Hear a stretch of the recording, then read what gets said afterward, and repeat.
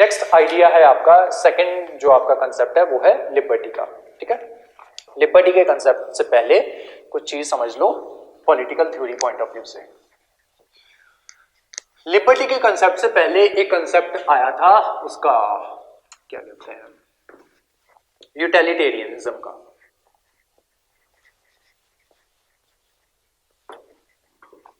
ये वाली क्लिप जो होगी ये हम एज इट इज ही काट के यूट्यूब पे अलग से डाल देंगे। जो हमारे जो क्या कहते हैं रेगुलर स्टूडेंट्स हैं उनको सारी क्लास जो है वो प्रोवाइड करवाई जाएगी। ठीक है, तो लिबर्टी हम डिस्कस करने जा रहे हैं। तो लिबर्टी डिस्कस करने से पहले ये वन ऑफ द ऑब्जेक्टिव होती है हमारा जो प्रीएम्बल है उसका सेकंड ऑब्जेक्टिव जो है वो लिबर्टी है। उसको डिस्कस करने से पहले एक कंसेप्ट आता है, कंसेप्ट ऑफ या आइडिया ऑफ यूटिलिटेरियनिज्म या यूटिलिटेरियन, UTILITARIANISM, यूटिलिटेरियनिज्म। तो ये जो आइडिया जो था ये दिया गया था जर्मी बेंथम के द्वारा। ठीक है, तो यूटिलिटेरियन जो आइडिया जो देते हैं वो ये कहते हैं, वो दो चीजों की बात करते हैं। ठीक है, एक बात करते हैं प्लेजर की, दूसरी बात करते हैं पेन की। ठीक है, तो यूटिलिटेरियंस जो है या जर्मी बेंथम जो है वो कहते हैं कि हमें हर वो चीज करनी चाहिए जो हमारा प्लेजर जो है उसको इंक्रीज करे और जो हमारा पेन है उसको डिक्रीज करे। ठीक है, तो इनका किनका कहना है ये, जर्मी बेंथम का। It says the person has to do everything that increases his pleasure and decreases his pain and state should not interfere in that। उसका मतलब ये है जर्मी बेंथम का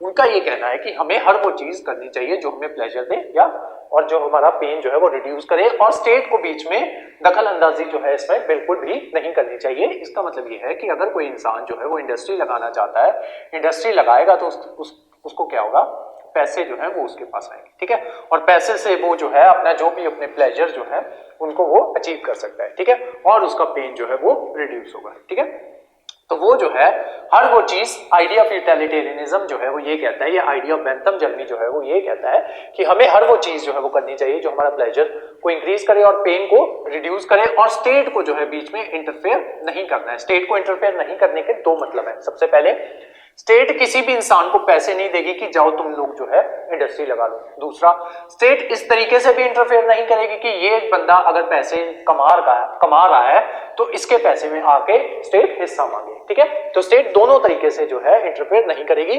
स्टेट अपना काम करती रहे और ये जो पर्टिकुलर पर्सन जो है ये अपना काम करता रहे, या जो उस स्टेट के लोग जो है वो अपनी मर्जी से अपना काम करते रहे। हर वो चीज करें जिससे उनका प्लेजर जो है इंक्रीज करता है और हर वो चीज करें जिससे उनका पेन जो है वो रिड्यूस होता है। ये आइडिया था आपका यूटिलिटेरियनिज्म का। ये आइडिया आगे जाके क्या बनेगा, नेगेटिव लिबरलिज्म।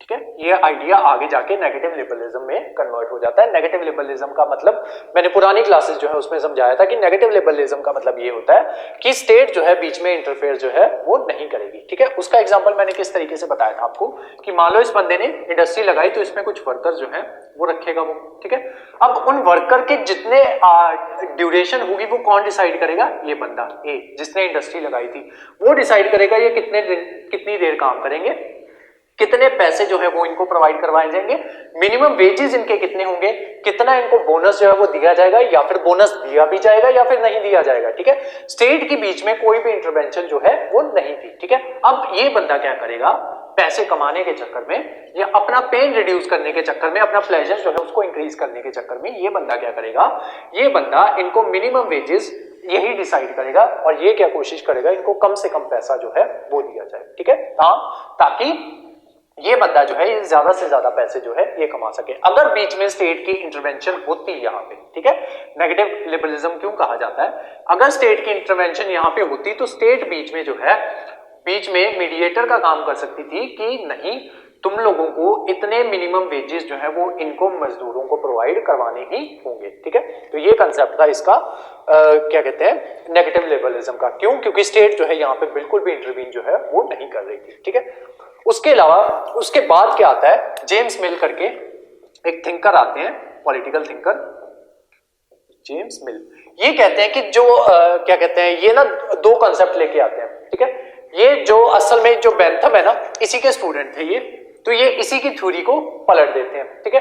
जेम्स मिल को हम दोनों तरीकों से समझते हैं, क्योंकि ये नेगेटिव लिबरलिज्म का कंसेप्ट भी देते हैं और पॉजिटिव लिबरलिज्म का कंसेप्ट भी देखते हैं। जेम्स मिल कहते हैं कि जो एक्शंस होते हैं ना हमारे, वो दो तरीके के होते हैं, ठीक है। एक एक्शन होते हैं सेल्फ रिगार्डिंग एक्शंस, दूसरे होते हैं अदर रिगार्डिंग एक्शंस, ठीक है। जो तो सेल्फ रिगार्डिंग एक्शंस होते हैं वो क्या करते हैं, सिर्फ एक ही बंदे को इंपैक्ट करते हैं, जो कि आप खुद होते हो, ठीक है। और जो अदर रिगार्डिंग एक्शंस होते हैं वो क्या करते हैं, आपको तो इंपैक्ट करते ही करते हैं, लेकिन दूसरों को भी इंपैक्ट करते हैं, या आपकी सोसाइटी को भी इंपैक्ट करते हैं, ठीक है। तो ये कहते हैं, जेम्स मिल कहते हैं, इन्हीं के स्टूडेंट, बेंथम के स्टूडेंट, ये कहते हैं कि जो तो हमारे एक्शंस होते हैं, हमारे दो तरीके के हम एक्शंस जो है वो परफॉर्म करते हैं। एक जिनका फायदा या नुकसान सिर्फ हमें होता है, वो हमारे एक्शंस होते हैं सेल्फ रिगार्डिंग एक्शंस। दूसरे होते हैं कि उन हमारे एक्शंस की वजह से जो दूसरे लोग जो है उनके ऊपर भी इंपैक्ट जो है वो पड़ सकता है, उन एक्शंस को कहा जाएगा अदर रिगार्डिंग एक्शंस, ठीक है। तो जेम्स मिल का कहना था कि जो तो सेल्फ रिगार्डिंग एक्शंस होते हैं या अदर रिगार्डिंग एक्शंस होते हैं, जो तो सेल्फ रिगार्डिंग एक्शंस होंगे ना, उसमें स्टेट को जो है वो इंटरफेयर नहीं करना चाहिए,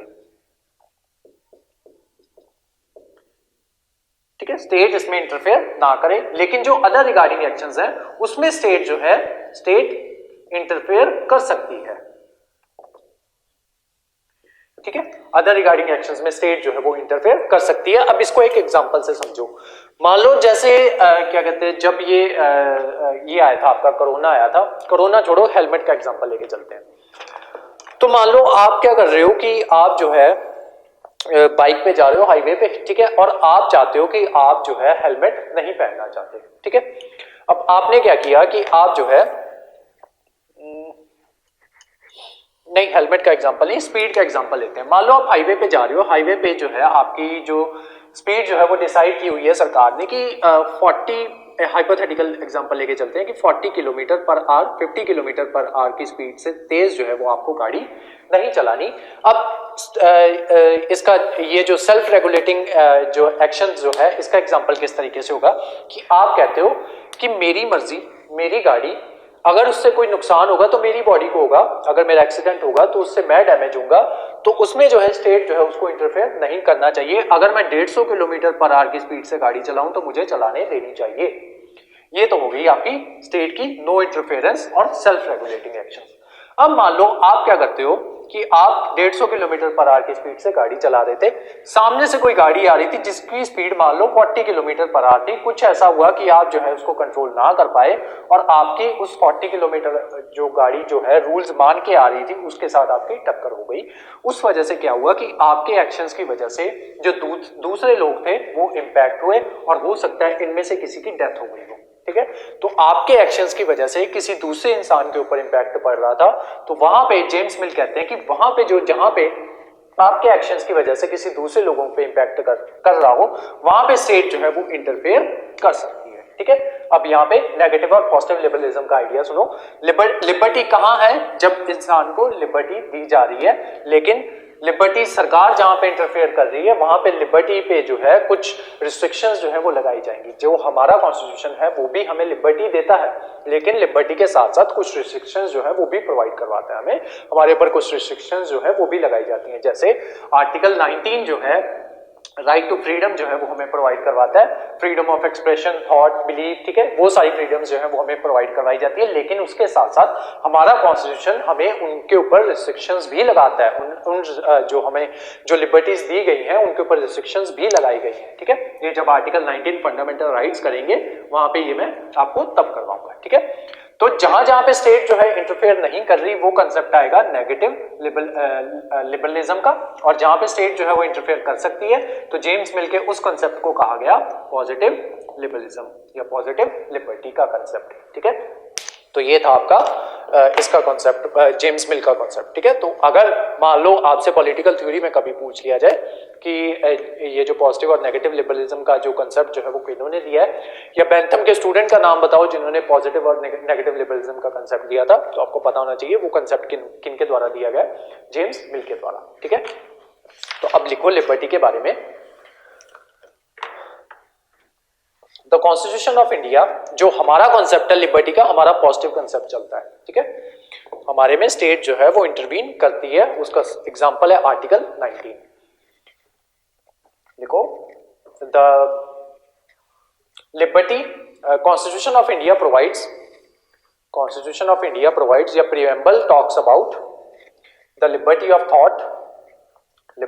thought, expression, belief, faith and worship.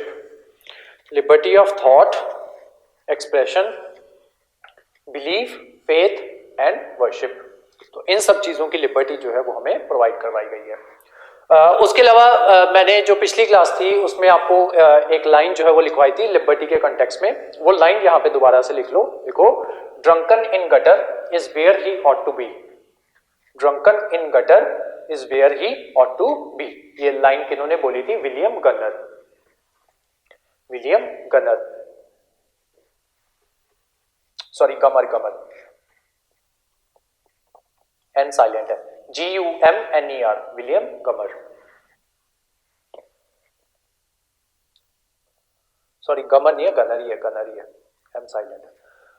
इसमें लिखो, लिबर्टी में लिखो, they are envisioned in our constitution, they are envisioned in our constitution and given to citizens via fundamental rights। दे क्या है इसमें? Liberty of thought, expression, belief, faith and worship. ठीक है, उनकी बात हो रही है यहाँ पे। तो ये किसके द्वारा हमें प्रोवाइड करवाए जाते हैं? हमारे फंडामेंटल राइट्स के द्वारा। ठीक है, नेक्स्ट लिखो, the original concept of liberty was, the original concept of liberty was conceived as absence of interference in individuals' freedom of action. The original concept of liberty was conceived as absence of interference in individuals' freedom of action by the government, bracket में लिख लो, negative conception of liberty, negative conception of liberty. Next point लिखो, liberty in our constitution,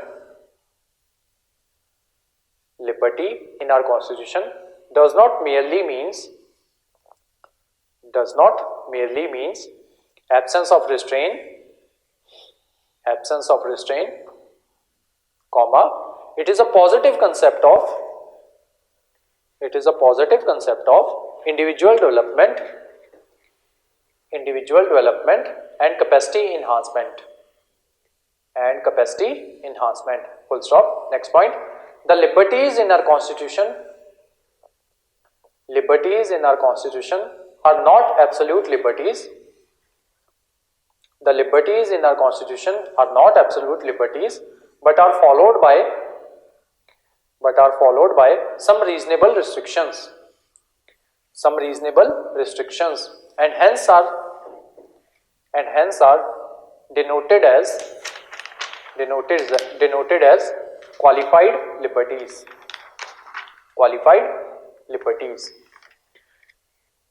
ठीक है। तो हमने जो है चार ऑब्जेक्टिव्स में से जस्टिस और जो लिबर्टी जो है वो कवर कर चुके हैं। नेक्स्ट लिखो आपका इक्वालिटी, जो हमारा कॉन्स्टिट्यूशन है वो किस इक्वालिटी की बात करता है? Equality of status and opportunity की। ठीक है, तो जो इक्वालिटी जो होती है वो ये क्या कहते हैं, इक्वालिटी जो होती है वो भी तीन तरीके की होती है यहाँ पे, एक सोशल इक्वालिटी, एक इकोनॉमिकल इक्वालिटी, तीसरी है पॉलिटिकल इक्वालिटी। जो आपका इक्वालिटी का कॉन्सेप्ट है ना, ये उसके साथ ही चलता है आपका, जो सबसे पहला हमने किया था ना लिबर्टी से पहले, जस्टिस। ठीक है, ये इक्वालिटी का कॉन्सेप्ट जो है उसके साथ ही चलता है। ठीक है, तो यहाँ पे कौन कौन सी इक्वालिटी की बात होती है? सिविक इक्वालिटी या जिसको सोशल इक्वालिटी भी कहते हैं, ये हमें प्रोवाइड करवाई जाती है आर्टिकल 14 से लेके आर्टिकल 18 तक। लिख लो, social equality article 14 to article 18। Next लिखो इकोनॉमिक इक्वालिटी, ये प्रोवाइड करवाई जाती है हमें DPSPs के थ्रू। जब ये सारे करेंगे ना आप समझ जाओगे। नेक्स्ट लिखो पॉलिटिकल इक्वालिटी, ये हमें प्रोवाइड करवाई जाती है आर्टिकल 325 एंड आर्टिकल 326 के थ्रू, आर्टिकल 325 एंड आर्टिकल 326। लिखो आर्टिकल 325 लिखो, no person should be ineligible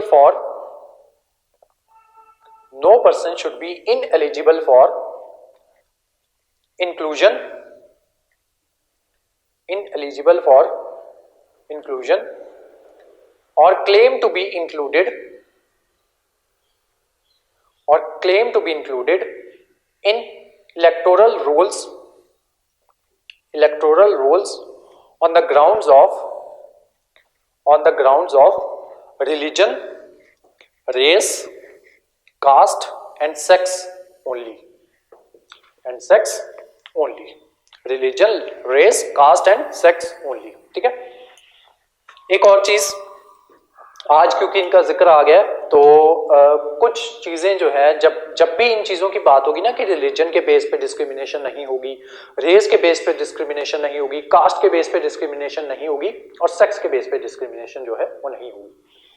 जब भी ये चीजें आए ना, 2-3 बातें आपको उन चीजों पे फोकस करना है, ठीक है, कि किन चीजों की बात हो रही है, और क्योंकि ओनली वर्ड लग गया तो इसका मतलब है इन्हीं चीजों की बात हो रही है। ठीक है, हमारा आर्टिकल 325 कहता है कि कोई भी इंसान, उसको जो है उसके साथ डिस्क्रिमिनेशन नहीं की जा सकती on the basis of religion, race, caste and sex. ठीक है, इन चारों बेसिस पे किसी भी बंदे के साथ डिस्क्रिमिनेशन नहीं की जा सकती। किस केस में? जब उसका इलेक्टोरल रोल जो है उसमें रजिस्टर करने के लिए इन चारों क्राइटेरिया के ऊपर उसके ऊपर डिस्क्रिमिनेशन जो है वो नहीं की जा सकती। मान लो आपको एक स्टेटमेंट दे दी जाए कि according to article 325 no person should be ineligible for inclusion or claim to be included in electoral rolls on the ground of religion, race, caste, sex और birth। ठीक है, बर्थ क्योंकि हमारे कॉन्स्टिट्यूशन में मेंशन नहीं है तो बर्थ वाली जो स्टेटमेंट होगी वो रॉन्ग होगी। इसके ऊपर आपको ध्यान रखना है। इन छोटे छोटे वर्ड्स के साथ यूपीएससी खेलती है, पीपीएससी भी खेलती है।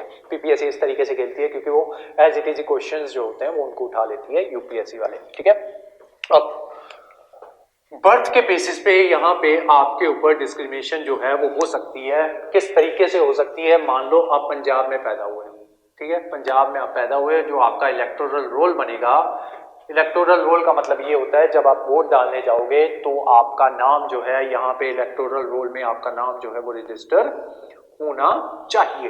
ठीक है, जब तक आपका नाम जो है रजिस्टर नहीं होगा आप जो है वोट नहीं डाल सकते। अब मैंने क्या बोला था, सिर्फ 4 बेसिस पे आपके ऊपर डिस्क्रिमिनेशन नहीं होगी, एक रिलीजन, रेस, कास्ट और सेक्स। ठीक है, यही 4 क्राइटेरिया हैं जब आपके साथ डिस्क्रिमिनेशन नहीं होगी।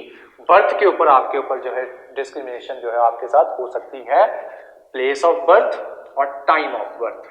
ठीक है, मान लो आज आपकी उम्र जो है 15 साल है, इसका मतलब ये नहीं है कि आप जो है इलेक्टोरल रोल में रजिस्टर करवा सकते हो उसके लिए, वोट डालने के लिए। वो आप तभी करवा सकते हैं, आई थिंक करंटली 16 है उम्र, ठीक है, और या पता नहीं 18 है। ठीक है, तो जितनी भी है मेन चीज जो है वो ये समझो, जब वो टाइम आएगा ये भी बता दूंगा, ठीक है, कि कितनी एज है।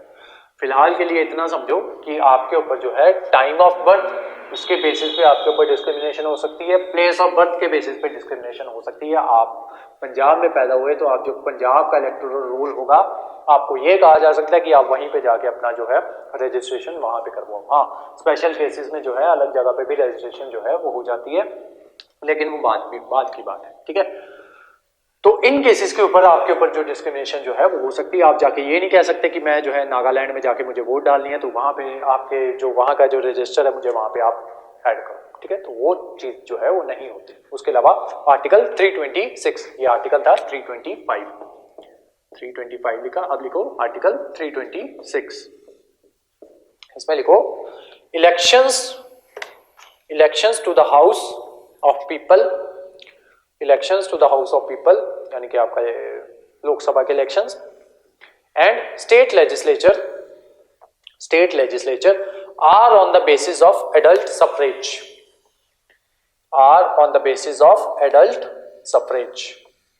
ठीक है, कि जो इलेक्शंस जो है वो किसी भी हाउस में, लोकसभा के हाउस में या स्टेट लेजिस्लेचर में, मतलब अगर अपनी स्टेट के इलेक्शन जो है वो देना चाहते हो तो किसके बेसिस पे होंगे? एडल्ट सफरेज के बेसिस पे होंगे, एडल्ट सफरेज।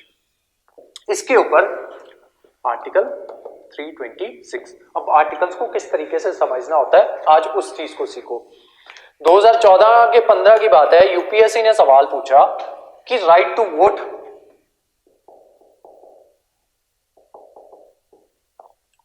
क्या है, ठीक है, क्या वो कॉन्स्टिट्यूशनल आपका राइट है, सेकंड फंडामेंटल राइट है, थर्ड लीगल राइट है, फोर्थ स्टैट्यूटरी राइट है, ठीक है। अब ये यूपीएससी ने इसके ऊपर जो है आंसर क्या दिया, देखो जो आपकी एनसीईआरटी जो है ना वो इसको कहती है कि ये आपका फंडामेंटल राइट है, सारे लिख लेना, एनसीईआरटी कहती है कि ये जो है ये आपका फंडामेंटल राइट है, ठीक है। और उसके अलावा जो क्योंकि ये चीज जो है राइट टू वोट, ठीक है, अब जो है जो आपका ये है यूपीएससी जो है वो इसको कहती है कि ये आपका ये है आपका क्या कहते हैं कॉन्स्टिट्यूशनल राइट है, ठीक है। उसके अलावा जो आपकी सुप्रीम कोर्ट है उनका कहना है कि ये एक स्टैट्यूटरी राइट है, ठीक है, ये कहती है आपकी यूपीएससी। और जो कुछ आपके जो बेयर एक्ट है ना उसमें ये लिखा हुआ है कि ये लीगल राइट है, ठीक है। अब हुआ क्या कि यूपीएससी ने सवाल पूछा कि क्या ये राइट टू वोट जो है ये आपका फंडामेंटल कौन सा राइट है, ठीक है, मेन सवाल तो उसने ये पूछा।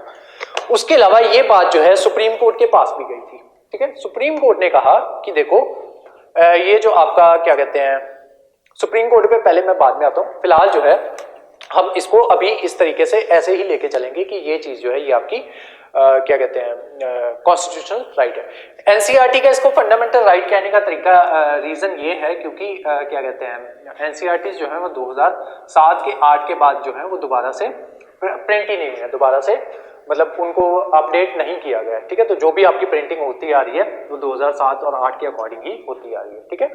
तो पहले जो है इनको फंडामेंटल राइट जो है वो लिखवाया जाता था, लेकिन जब से यूपीएससी ने सवाल पूछा, यूपीएससी ने उसको कॉन्स्टिट्यूशनल राइट जो है वो डिक्लेयर किया है, तो उस पे जो है हम फिलहाल उसको कॉन्स्टिट्यूशनल राइट ही मान के चलेंगे कि राइट टू वोट जो है वो आपका कॉन्स्टिट्यूशनल राइट है।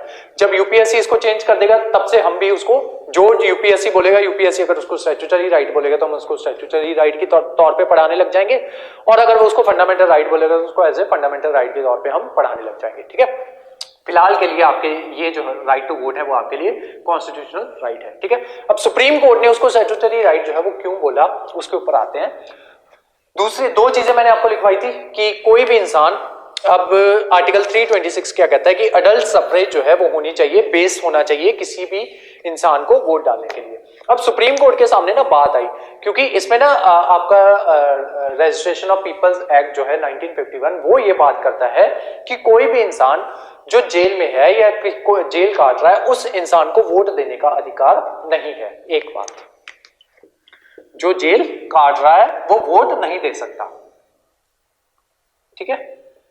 उसके अलावा लेकिन सुप्रीम कोर्ट ने क्या कहा था कि अगर कोई इंसान जो जेल में है वो वोट नहीं दे सकता तो इक्वालिटी मेंटेन करने के लिए जो इंसान जेल में है उसको वोट में खड़ा होने का हक भी नहीं होना चाहिए, ठीक है। जो इंसान, अगर आप दोनों को इक्वल ट्रीट करना चाहते हो तो जो इंसान जेल में अगर वो वोट नहीं डाल रहा है तो वो जो है कंटेस्ट भी नहीं करने चाहिए उसको इलेक्शन, ठीक है।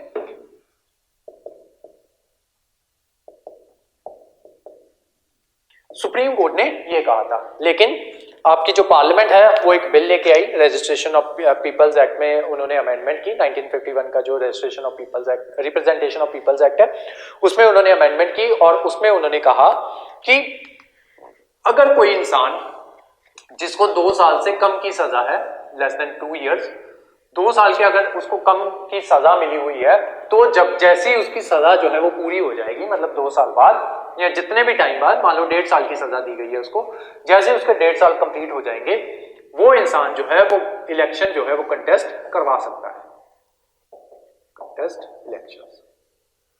लेकिन अगर कोई इंसान जिसको 2 साल से ज्यादा की सजा मिली है तो जितनी उसकी सजा मिली होगी, मान लो जैसे लालू है, लालू प्रसाद को 5 साल की सजा मिली है, ठीक है, तो उसको 5 साल की सजा मिली है तो जो नया बिल आया था उसमें ये बात की गई थी जितनी उसको सजा मिली है प्लस 6 इयर्स उसके बाद वो जो है इलेक्शंस कंडक्ट करवा सकते हैं, ठीक है। मान लो कोई पर्टिकुलर बंदा है उसको 4 साल की सजा मिली होती तो 4 + 6 वो 10 साल के बाद जो है इलेक्शंस कंटेस्ट जो है वो कर सकता था, ठीक है, मतलब इलेक्शन में कैंडिडेट जो है बन सकता था। लालू प्रसाद अब 11 साल बाद जो है इलेक्शन जो है वो कंडक्ट करवा पाएगा, जितनी उसकी सजा है प्लस 6 ईयर्स। मान लो 3 साल की सजा मिली है तो 3 + 6 9 साल बाद, ठीक है। 6 साल की सजा मिली है तो 6 + 6 12 ईयर्स, ठीक है। तो इतना जो है ये आपकी इसमें जो है इन्होंने चेंज करवाया और इसको जो है बिल लेके आए, पार्लियामेंट ने बिल पास करवा दिया और अब जो है करंटली आपका जो स्टेटस जो है वो ये चलता है। उसके बाद यहाँ पे आते हैं कि जो सुप्रीम कोर्ट जो है इसको स्टैट्यूटरी राइट जो है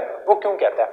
अब आर्टिकल 326 जो है वो बात करता है अडल्ट सफरेज की। अडल्ट सफरेज का मतलब ये होता है कि हर वो इंसान जो 18 साल से उम्र जो है वो जिसकी उम्र जो है वो ज्यादा है वो इलेक्शन जो है वोट जो है वो डाल सकता है। लेकिन इसके ऊपर भी एक बार जो यूपीएससी है उसने सवाल पूछा कि वोट कौन डाल सकता है, ठीक है। तो ऑप्शन नंबर 1 है। इसमें जो ऑप्शंस आते हैं ना वो इसी तरीके से कंफ्यूजिंग करते हैं, इसी वजह से मैं आपको कहता हूं कि जो आपका कंसेप्ट जो है ना वो क्लियर होना चाहिए और ये सबसे ज्यादा स्कोरिंग सब्जेक्ट है, ठीक है। 15 से 20 क्वेश्चन इसमें से आते हैं, ठीक है। 15 से 20 क्वेश्चन इस सब्जेक्ट में से आते हैं, ठीक है, इस सब्जेक्ट में आते हैं।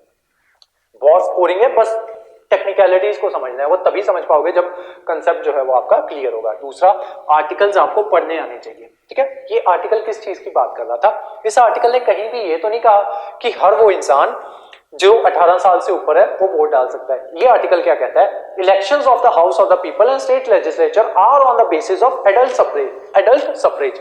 कि जो इलेक्शंस लड़े जाएंगे ना वो एडल्ट सफरेज के बेसिस पे लड़े जाएंगे कि जो भी वो क्या कहते हैं वोट डाल सकते हैं वो वही डाल सकते हैं जिसकी उम्र जो है वो 18 साल से ज्यादा होगी, ठीक है। लेकिन इसका मतलब ये नहीं, ये एग्जैक्टली ये नहीं कहा कि हर वो इंसान जिसकी उम्र 18 साल से ज्यादा होगी वही वोट जो है वो डाल सकता है। इसी बेसिस पे इसने यूपीएससी ने एक सवाल पूछा एक बार कि वोट कौन डाल सकता है। ऑप्शंस है any person above the age of 18 can vote, ठीक है। आप बताना कि ये सही है या गलत है। Second, any registered voter above the age of 18 can vote, ठीक है। तो इसी तरीके से दो ऑप्शंस और बना के यूपीएससी ने पूछे थे। तो वोट वही इंसान डाल सकता है जिसका नाम जो है इलेक्टोरल रोल्स में होगा, जो कि एक रजिस्टर्ड वोटर जो है वो होगा, ठीक है। दूसरा, एज 18 से ऊपर हो, रजिस्टर्ड वोटर हो, तभी वो इंसान जो है वो वोट डाल सकता है, ठीक है।